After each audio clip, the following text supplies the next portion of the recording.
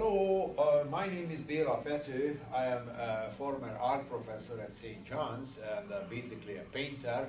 I was asked by the management of the Holiday Inn corporation to do something which expresses St. Cloud in a symbolic manner. So I choose this one, St. Cloud as the Granite City, which is then represented by quarry number 7 in Quarry Park.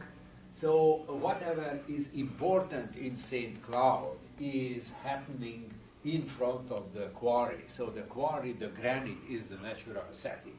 All right, let's see what is the story. Well, you can see here the quarry proper filled up with water. There are two nuns fishing. I did some research at the Historical Society, so this is not concoction. So they symbolize the cultural contribution of the religious orders here. This barn is symbolizing the farm. Now here is a local car industry. Everybody knows the Penmobile. 800 Penmobiles were rolling off the line.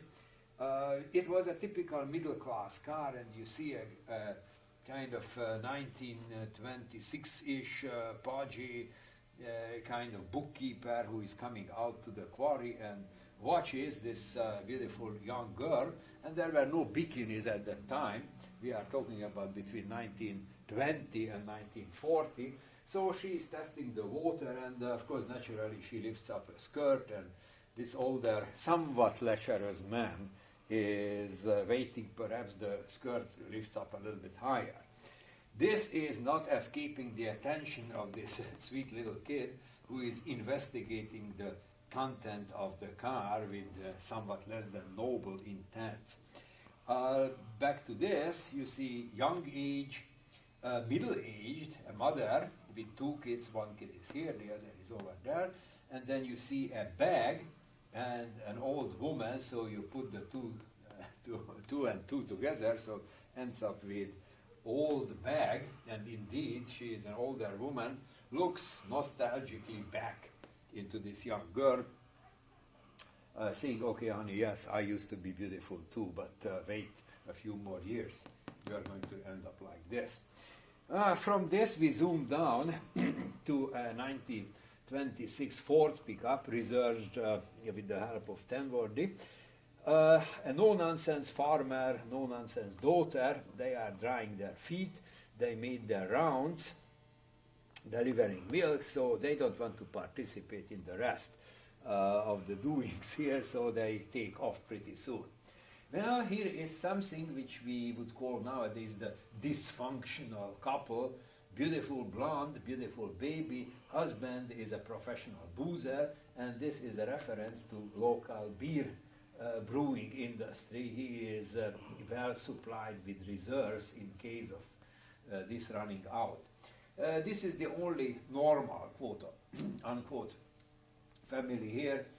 Hardworking husband, bicycle, wife and mother-in-law, little baby carriage here. Single mother with two kids. She is barely laying down the blanket. The kids are already on top of the blanket. Now let me switch quickly.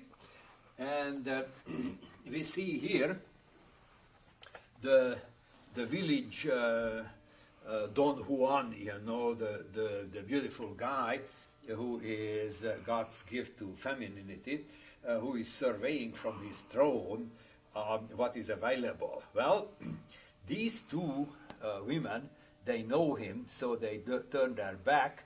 You see, she is reading a magazine, she is reading the book. But the young, innocent, naive, the blonde, you see the little red Riding Hood, you know, is looking with great admiration to that kind of hunk of male beauty. The only problem is, look what happens here. This is a barren tree. Look what happens here. These beautiful women are representing spring. They are blossoming. This is hardly. Well, from up to this point, it was nice, clean fun. Well, what happens in here?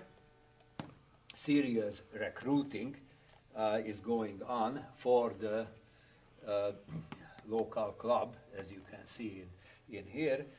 Well, from sports we get into real human tragedy, quote unquote. Now you see, here is a poor working woman, bare feet, a baby, kind of delinquent little boy who is pouring cold water on the back of a baby, which the baby doesn't appreciate. She is supposed to supervise his son. Well, she is absolutely mesmerized by this. Now, what is this?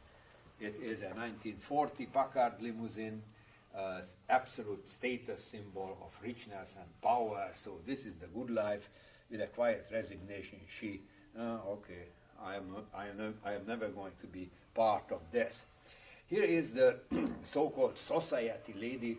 Compare the dress in both instances.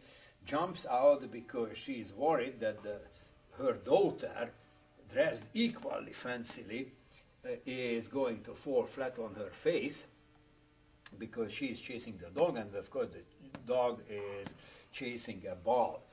Take a look at the haste, what is represented in here. The chauffeur of the limousine is a very subservient person, jumps out, forgets to close the front door, which gives us the chance to see the highly polished quality of the luxury car. You see the reflection of the little red cap in here. It's so highly polished. He's taking off his hat. The mother just doesn't pay any attention to him. She's anxiously watching what happens in here. Now we see some other seemingly disconnected group here.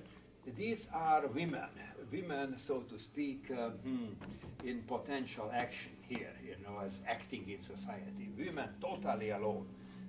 They enjoy their existence. She is negotiating the landing, so to speak. She doesn't want to hurt her toes, in the granite. She is squeezing out her hair.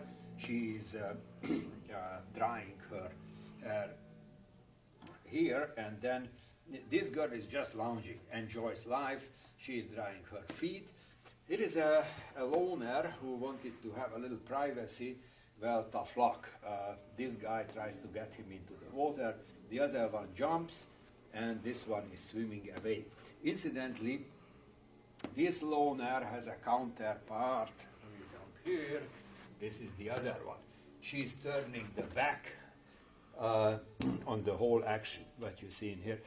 So you see richness, poverty, sports, everyday life, jostling of the sexes, boozing, a little bit of stealing, lecherousness, 3 ages of women. What else is there?